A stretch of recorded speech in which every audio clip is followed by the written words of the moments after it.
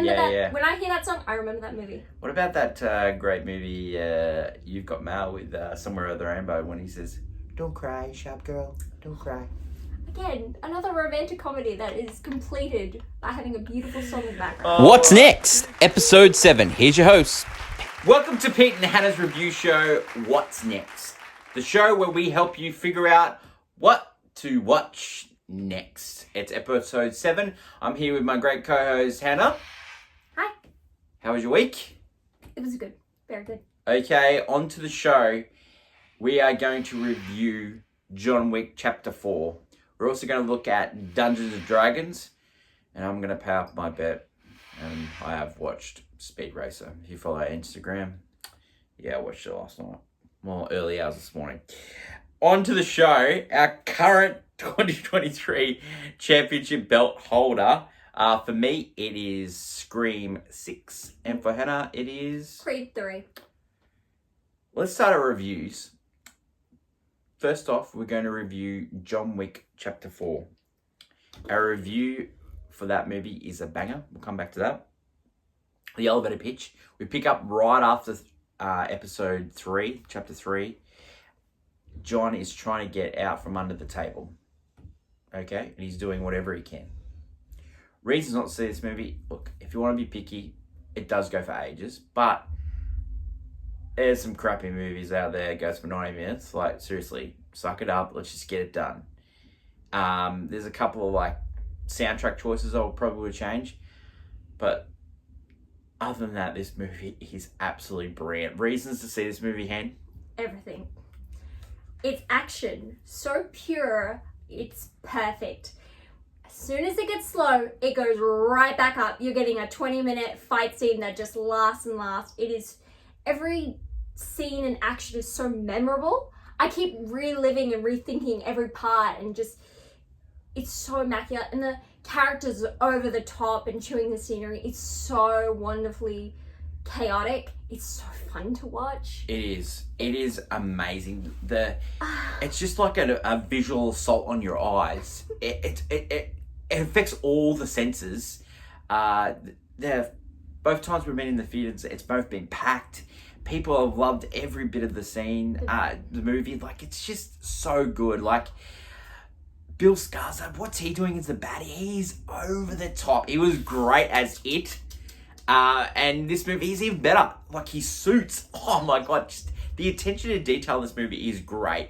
The Osaka, Japan scene where it's greenlit and then the red just pops. It is so well shot. Somehow its cinematography reminds me of just... Oh, it's off the chain. Mate, good sometimes. Seriously, some Oscar movies should take some notes from this guy.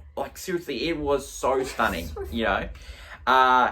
Okay, so sometimes we get these ratings wrong. And sometimes we have to re-rate movies. Now, earlier this year, we rated Babylon a golf clap, and then we had to re-rate it. Don't come at me, Babylon Hive. Do not come at me. Re-rated, I played on my phone. Okay? It's still not the worst. Okay? So don't come at me, Babylon Hive.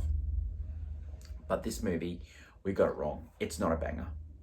It's an all-time classic, people. It's the best. It's become my favorite John Wick. Hannah is if you want to stir Hannah, you say, John Wick 3 is overrated. It's terrible. No. And she just fires up. But she loved this movie. I love this movie.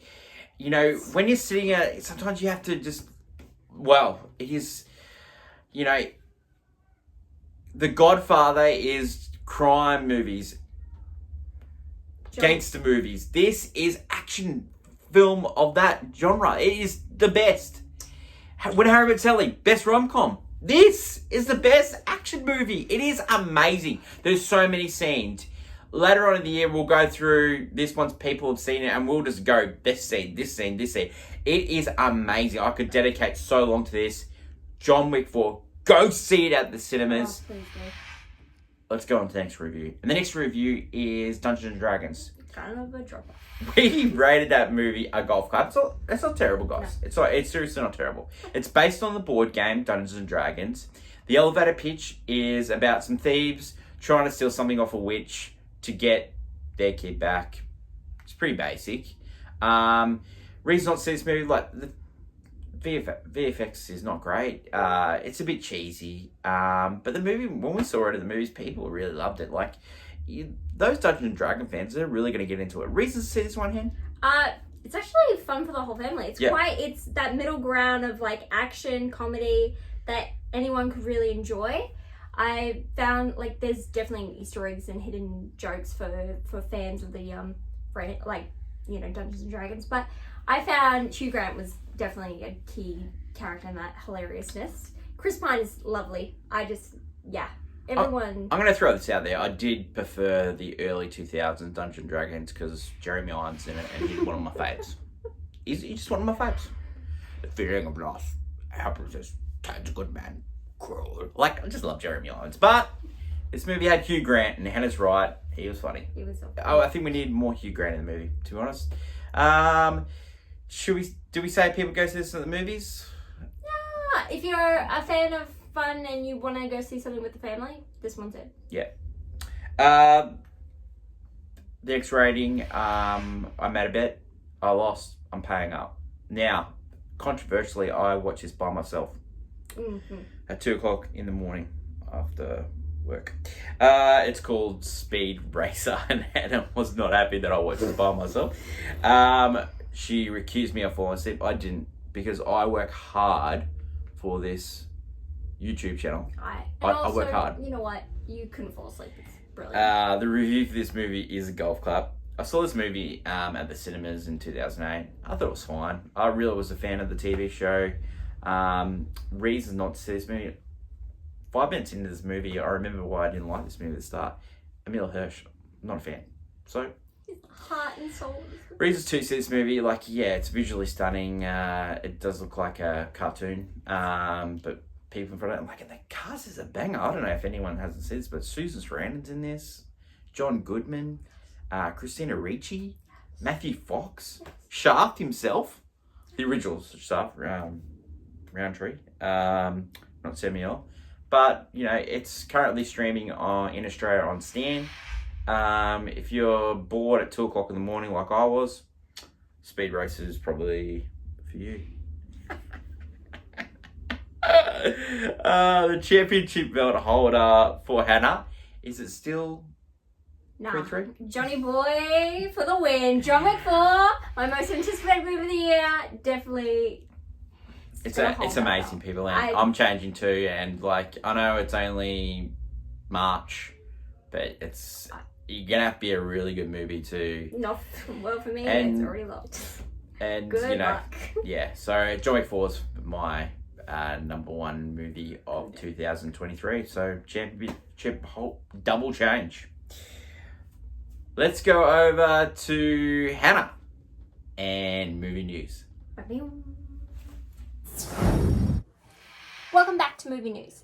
So next week we're doing a special episode. So I'm going to cover the April 5th released movies. We've got 2.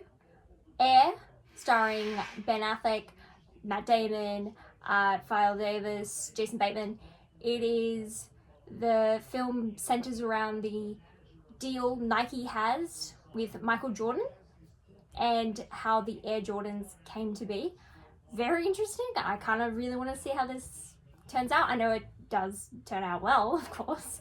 Matt Damon and Ben Affleck back together. Ben Affleck directs. And, it just looks solid. It's a solid sports movie. Who? And also coming out on April 5th is the Super Mario Bros. Movie. I'm very excited for this one. I'm a huge Nintendo fan. Peach is my main. Smash, Mario Kart, whatever. She's my main. She's being played by one of my favorite actresses, Anna Taylor-Joy. Love her to death. This cast is really off the chain. You have Chris Pratt as Mario. You have Jack Black as Bowser. Seth Rogen as Donkey Kong. Charlie Day as Luigi. I mean, it goes on. Illumination, I don't love the Minions. Not a big fan, but this animation is beautiful, and I think it still captures the original, joy of Mario. It's for the family, it's for the kids, but really it's for us all Nintendo adults who have put too much time and effort and love into this Nintendo franchise. So that is our movies coming out for April 5th. Next week, we'll have a special movie news about our most anticipated movies. So, till next time, see you then. Thanks, Hannah. My favourite segment, I think, this segment just keeps getting better and better. And I think we're about to hit a brick wall today because, wow, this is a hot take. It's clickbait with Hannah. All right. I'm asking the question, where have the great movie soundtracks gone? Where are they in movies now? Now, when I go back, I go to Dirty Dancing, there's Pretty Woman, Shrek 1 and 2, Oh, I think you missed one. The Bodyguard, I could keep have naming. nothing. Harry Met Sally, I could keep naming Nothing. and naming. Every great rom-com from the Just 90s, like you, early Harry. 2000s, 80s, I could go on for ages. Alright? But look at Dirty Dancing.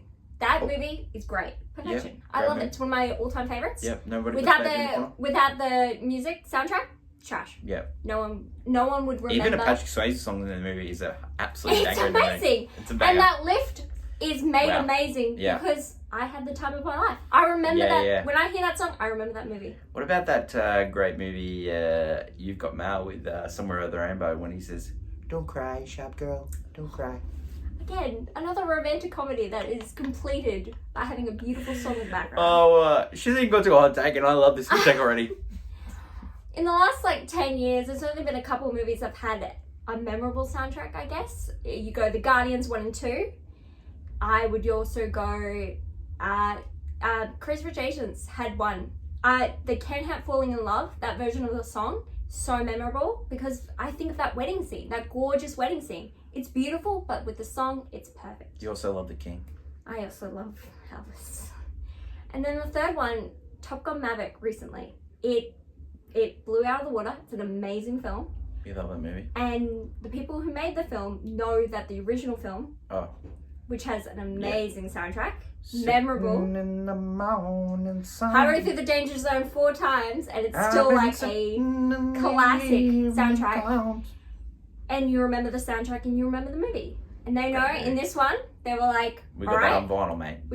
we've got Gaga doing the ending song. She does the romantic song that completely ties the relationship with Jennifer And the pictures Connelly. come up when she's singing. Oh my god. Perfection. Then you've got the One Republic song that completely blew out of the water with that amazing dogfight football. It was an incredible scene that is so memorable with that song. It perfectly works. Let's not forget Rooster. And let's not forget, Great Balls of Fire just escalates from just being a small little bit in one We love to you, being Miles. We love you. this amazing song. It completely encapsulates, makes this really memorable. It's a lovable film, but it's memorable with the soundtrack. And lately, movies, not really. There's probably one song they're hoping you're going to remember the scene, and it doesn't work out.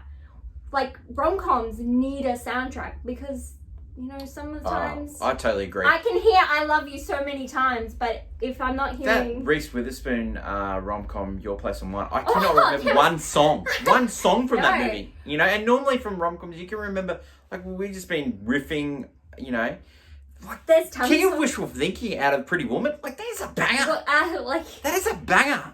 And that's not even the best song.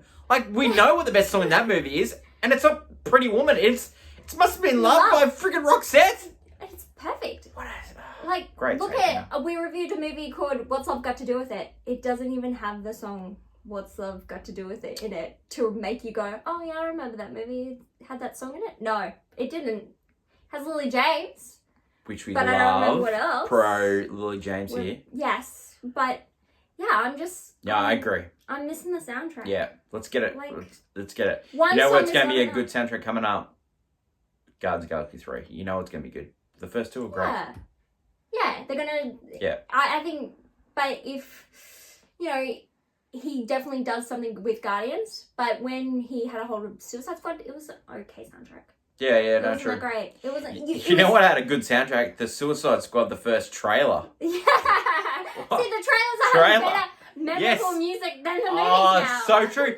John Wick 4 trailer, that got yourself a gun. That is That a is banger. good. And it ain't in the movie. And people. technically Ain't it's in not the in the movie. film. Yeah, that is so true, Hannah. That is a great hot take. Yes. And comment below with your best soundtrack. And Or if you had to fix a movie, what soundtrack would Yes. you put in it? yes. Do great. Shut up. Perfect.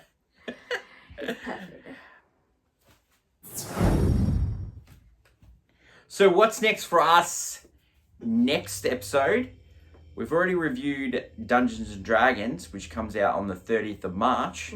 So we're going to have a special episode. We are going to review our favourite thing to do at least once a year, and we're going to review The West Wing. We're also going to do a special Hannah's Movie News. We're going to name Hannah's top 3 most anticipated movies for the rest of 2023. And I'm going to help. I'm going to name my top 3 as well. Hannah, do you have anything else to add? Love the Keanu. Hope he continues to make more movies. Please go see John Wick 4. Go see John Wick 4. It's a roller coaster ride. Get It's to going the to be great. movies.